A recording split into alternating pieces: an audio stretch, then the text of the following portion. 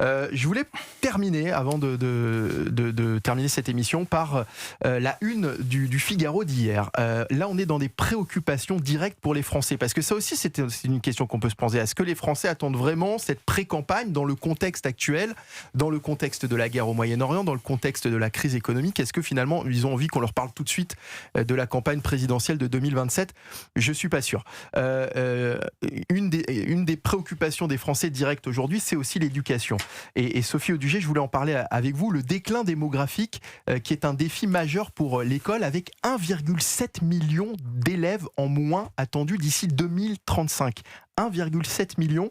La journaliste qui a fait cet article parle d'un grand effondrement déjà à l'œuvre. 1,7 million d'élèves. Sophie, ça paraît considérable.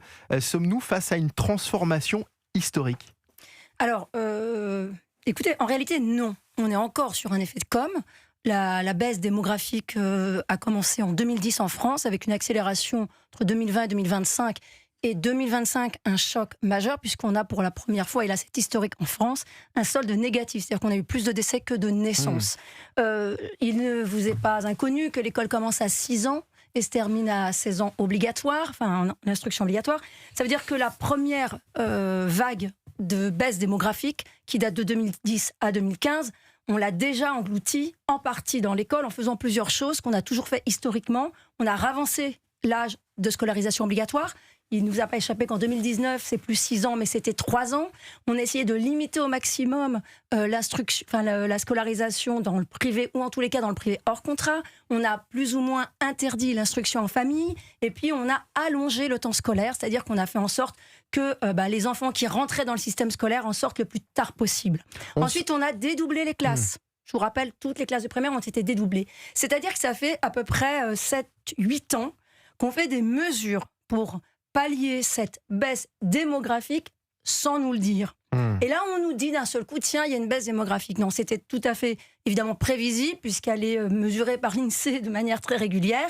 Mais là, on est évidemment au bord de la falaise, au pied du mur, c'est-à-dire qu'on a effectivement une baisse de la natalité majeure en France, dont il ne faut pas non plus trop s'étonner, puisqu'il y a tout un ensemble de discours qui consiste à dire, je vous rappelle qu'il y a un livre scolaire qui a été enlevé il y a quelques semaines d'un éditeur scolaire, où la première, on demandait aux élèves qu'est-ce qu'il faut faire pour lutter pour la décarbonisation, et la première réponse du livre scolaire, c'était ne pas faire d'enfants. C'est-à-dire que ça fait quand même des années qu'on enseigne aux enfants qu'il ne faut pas faire d'enfants. Voilà, donc évidemment, la baisse de la natalité est un problème majeur en France à tous les niveaux, donc en économie c'est catastrophique, et que ça se répercute sur l'école. Alors sur l'école, justement, sur la question de l'éducation, est-ce que finalement ça pourrait pas être une chance compte tenu du contexte, meilleures conditions, suivi individualisé? Pourquoi ce n'est pas du tout la lecture qui domine aujourd'hui?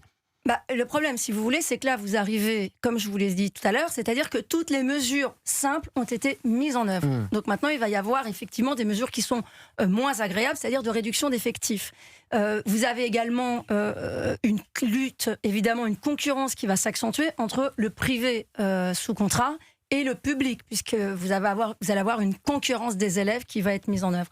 Donc, le sujet, c'est pas aujourd'hui de faire changer l'école pour s'ajuster à la démographie, c'est quelle école on veut pour la France. Quelle est la finalité de l'instruction publique? Pourquoi les impôts des Français financent une école gratuite pour tous de 3 ans jusqu'à la fin du supérieur? C'est ça la vraie question. Tant qu'on n'aura pas répondu à cette question-là et qu'on ne choisira pas une voie pour l'école, tout le reste, ça sera de l'ajustement, de la technocratie, une technocratie éducative comme on l'a vu depuis 50 ans, avec un effondrement du niveau scolaire et une baisse de la sécurité dans le système scolaire. Les vrais enjeux, ils sont là, remonter le niveau et garantir la sécurité dans les établissements scolaires. C'est une vraie nouvelle vision de l'école qu'il faut créer, et ce n'est pas des ajustements à la démographie qui vont le permettre. Merci Sophie Audugé, merci à Georges Fenech et Jean-Michel Salvatore, et à demain Marie-Lise.